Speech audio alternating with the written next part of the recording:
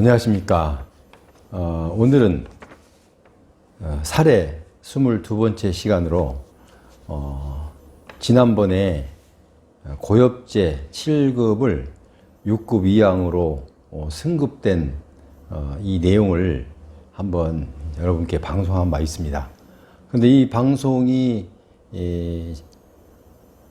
나가고 나서 얼마 후에 많은 시청자들로부터 질문이 저에게 계속 댓글을 통해서 아니면 전화로 질문이 많이 왔습니다. 그래서 일일이 제가 답변하기에는 너무 벅찼습니다. 왜냐하면 댓글을 통해서 일일이 답변하는 건 사안별로 답변을 해야 되는데 그것도 어렵고 해서 오늘은 방송을 다시 한번 하게 됐습니다. 그래서 고엽제 7급을 6급 이항 5108호로 승급된 사항인데요. 이거는 중앙행정심판위원회에서 재결한 사항을 발췌한 것입니다. 그래서 요 점을 아시고 여러분께서는 참고하시기 바랍니다.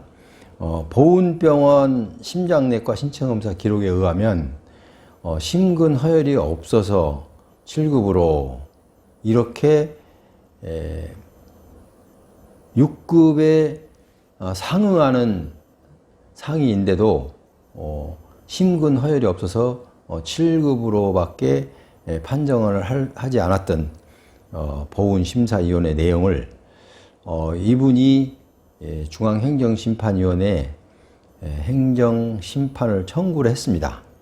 청구를 해서 결론부터 말씀드리면 종합병원에서 실시한 운동부하검사 결과 양성 소견이 있다는 사안을 들어서 이 기능 검사의 결과에 따르면 심근허혈이 있는 것으로 판단된다.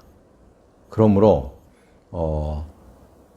청구인이 신청한 7급을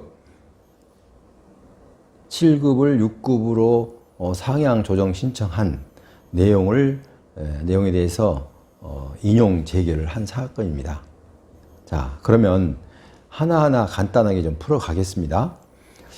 6급 이항 5108로 승급하기 위해서는 첫째, 청구인이 흉복부 등의 장애로 인해서 그 신장 질환이니까 그렇죠. 흉복부 장기 등의 장애로 인해서 첫째, 노동력을 일반 평균인의 3분의 1 이상 잃은 사람으로서 두 번째 조건입니다.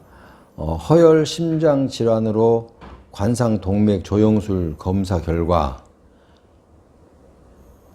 좌주간지 관상동맥이나 좌전 하행 관상동맥 외 혈관에 70% 이상의 협착병변이 있어야 된다.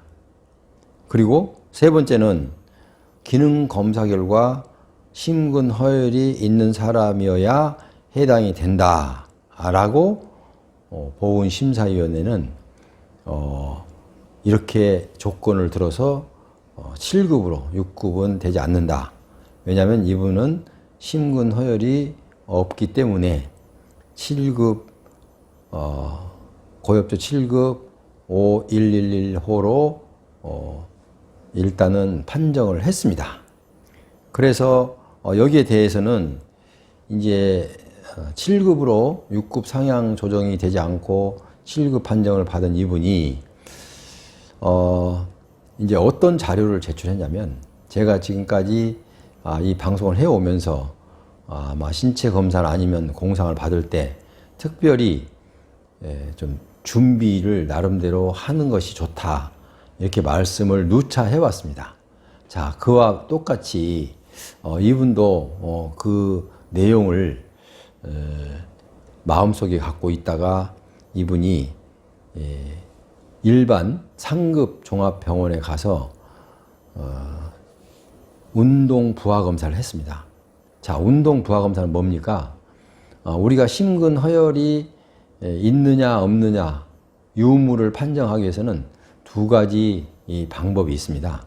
첫 번째 방법은 초음파 검사를 해서 심근허혈이 유무를 판정할 수 있고요. 자, 두 번째는 운동 부하 검사를 통해서 양성 반응이 나오면 심근 허혈이 있는 것으로 봅니다. 자, 그래서 초음파 검사는 병원에서 그냥 그 침대 병실에 가서 누워서 기기를 통해서 초음파 검사를 하면 됩니다. 그래서 검사하는 데는 별 어려움이 없습니다. 자, 그런데 운동 부하 검사는 상당히 어렵습니다. 왜냐하면 아무나 다 할 수 있는 게 아니고 자기 건강, 그 허혈성 심장 질환에 따라서 어느 정도 건강을 하지 뒷받침이 안 되면 할 수가 없기 때문에 그렇습니다.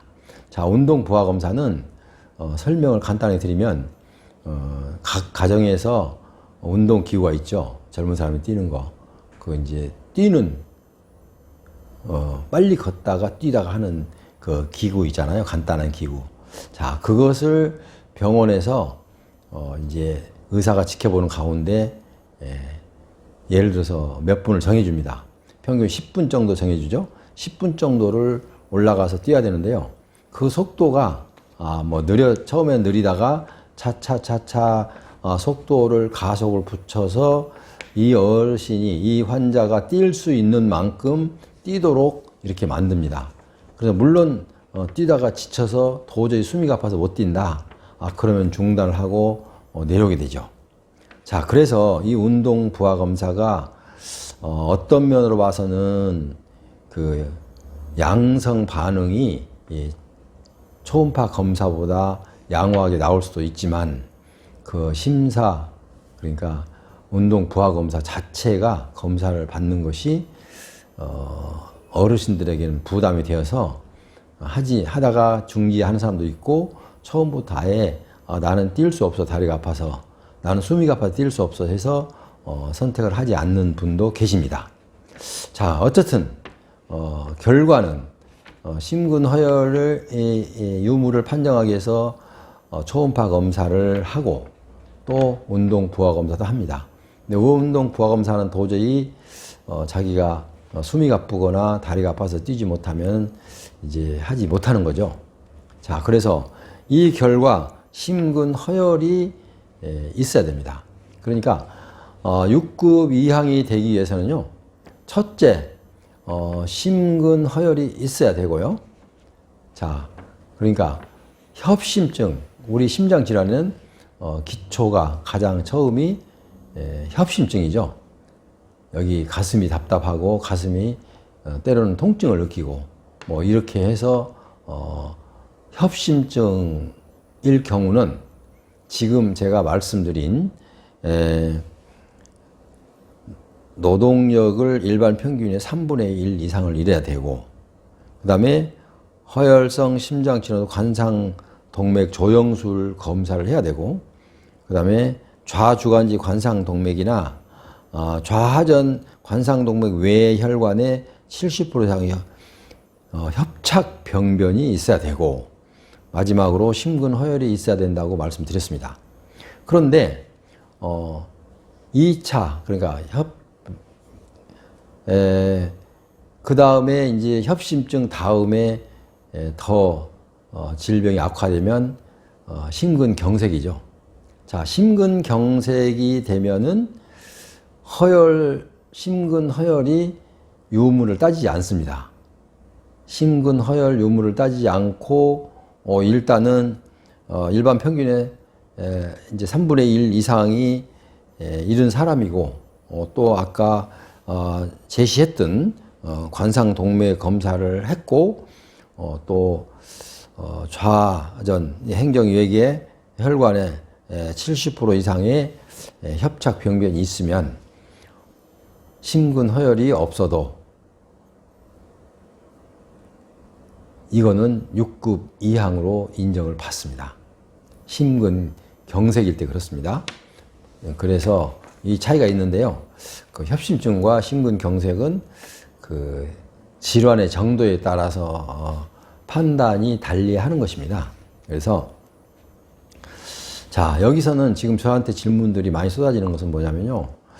내 친구는 몇 년 전에 했는데 거의 다 6급이 다 됐다. 같이 월남을 가서 왔고 고엽제 환자로서 고생을 하면서 했는데 내 친구들은 한 2, 3년 전에 했는데 다 됐는데 나만 안 되고 있다. 그렇게 하소연을 하시더라고요. 그래서 내가 어르신 그때는 2년 전에 이미 심근허혈이라는 그 유무를 묻지 않고 아까 그 일반 평균이 3분의 1 일인 사람이고 협착병변이 70% 이상인 사람이고 또 관상동맥 조영술 검사를 받은 사람으로서 이렇게만 갖추면은 6급이 가능했습니다. 그런데 2년 전에 약 2년 전에 이 관련 법규가 개정이 되면서 심근허혈이란 단어, 심근허혈이 있어야 된다는 그 조건이 삽입이 되었습니다. 추가됐죠. 개정이 됐죠. 그래서 그 이후로부터는 6급으로 상응할 만한 그 환자들이 대거 7급밖에 받을 수 없는 이런 입장이 되어서 이 그 재심이나 아니면 재심 심판이나 아니면 이제 재심 재판정이나 아니면 행정 심판, 행정 소송까지 이르는 사건들이 되게 많습니다. 그래서 여러분들이 아셔야 될 것은 이제 마지막으로 정리를 하면요, 심근허혈이 있느냐 없느냐를 미리서 보훈병원 신체 검사 날짜가 정해지면 상급병원, 그러니까 일반 대학병원이겠죠. 가까운 대학병원에서 여러분이 살고 있는 가까운 대학병원에 가서 지금 이 관상동맥 조영술 검사를 해야 됩니다. 그리고 아까 초음파 검사를 다시 한번 받아보고 가능하면 운동부하 검사까지 받으시면 아마 여기서 구제가 되는 사람도 꽤 있을 거라고 봅니다. 왜냐하면 심근허혈이 이 운동부하 검사에서 양성 반응이 나오면 지금 이 사례에서 봤듯이 중앙행정심판위원회에서 재결서를 보면 이분은 종합병원, 상급 종합병원에서 실시한 운동부하 심전도 검사 결과 양성 소견이 되었는 바, 그러므로서 이에는 심근허혈이 있는 것으로 판단되므로 이렇게 했습니다. 그래서 이 청구인의 손을 들어줬습니다. 자, 그래서 행정심판위원회에서는 지난번에도 한번 설명드렸지만 행정심판위원회는 국무총리 산하에 있습니다. 전국에 하나밖에 없죠. 중앙행정심판위원회니까. 자, 거기고 우리가 등급을 정했던 6급이든 7급이든 정했던 보훈심사위원회는 보훈처장 산하에 있습니다. 자, 그러면 보훈심사위원회와 행정심판위원회는 격이 다릅니다. 행정심판위원회는 국무총리의 직속 기관이고 보훈 그러니까 상급 그러니까 그 상위 등급 심의위원회는 보훈처장의 직속에 있습니다. 그래서 국무총리는 보훈처장의 상급 기관이죠. 그래서 이 행정은 사법 그러니까 법원에서는 원심, 뭐 항소, 상고 이렇게 3심이 있지만 행정심판은 단심입니다. 행정심판은 단심인데 딱 1회밖에 할 수 없습니다. 거듭할 수는 없고요. 하는데 행정심판위원회에서 결정된 것이 이 사람은 심근허혈이 있는 것으로 판단되므로 6급으로 인정함이 타당하다라고 손을 들어주면 이 공문이 본인과 보훈처 그러니까 보훈처로 공문이 가면 그 순간 보훈처에서는 6급을 7급을 심근허혈이 있다고 행정심판에서 결정을 했기 때문에 6급으로 다시 의결을 해야 됩니다. 물론 그냥 공문만 보고 무조건 시행을 하지는 않습니다. 상위 등급심사위원회에 상정해서 이거는 중앙행정심판위의 결정 사항이다 라는 것을 전제로 하고 거기서 등급을 상위 등급으로 바꿉니다. 그래서 이제 그러니까 상위 등급으로 바꾼다는 것은 7급을 6급으로 등급을 승급 판정을 하게 됩니다. 자, 그러면 그 결과를 갖고 각 지방 보훈지청에서 그 결과를 본인에게 통보를 하게 되죠. 자, 그렇다면 이렇게 해서 이제 상위 등급이 됩니다. 그래서 여러분들도 지금 고엽제 환자 중에 7급이 상당히 많습니다. 그분들이 단지 바라는 것은 6급 이항을 원하고 있습니다. 왜냐하면 6급 이항과 7급과는 그 매월 지급되는 금액, 그러니까 보수액하고 보수액이 차이가 많이 날 뿐만 아니라 모든 면에서 상당히 차이가 많이 나기 때문에 많은 사람들이 6급 이항을 이렇게 선호하고 있습니다.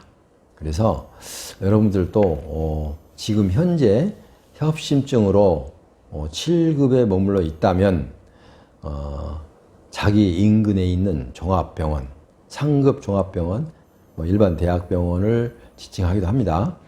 거기에 가서 아까 제가 말씀드린 대로 초음파 검사와 운동 부하 기능 검사를 받아서 거기서 혹시 심근 허혈이 양성 반응이 보이면 즉시 다시 신청을 하면 됩니다.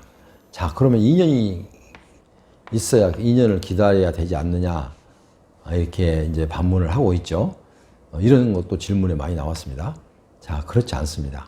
왜냐하면 내가 이러이런 때문에 등급을 이거밖에 받지 못했다라고 할 때 새로운 그 사실이 발견되면 즉시 다시 신청을 할 수 있습니다. 그래서 여러분께서는 요 점을 마음속에 두고 내가 만약에 더 악화된 사항만 증거만 제출할 수 있다면 언제든지 승급 상향 상가 등급 신청을 상향 승급 신청을 할 수가 있다. 이렇게 해석하시면 되십니다. 지금까지는 모르고 아니야 이게 만약에 한번 비해당되거나 7급으로 결정되면 2년이 경과해야 돼 라고만 알고 있습니다. 물론 그거 맞습니다. 기본입니다. 기본사항은 그렇지만 예외사항은 새로운 질병이 발병했을 때는 아무 때나 기간에 2년에 관계없이 신청할 수 있다. 이런 내용을 여러분께 말씀드리면서 지금까지 이제 설명을 개략적으로 드렸습니다. 그러니까 여러분께서 저에게 더 지금 방송 말고 또 궁금한 게 있으시다면 댓글을 남기면서 여러분의 전화번호를 적어 놓으십시오.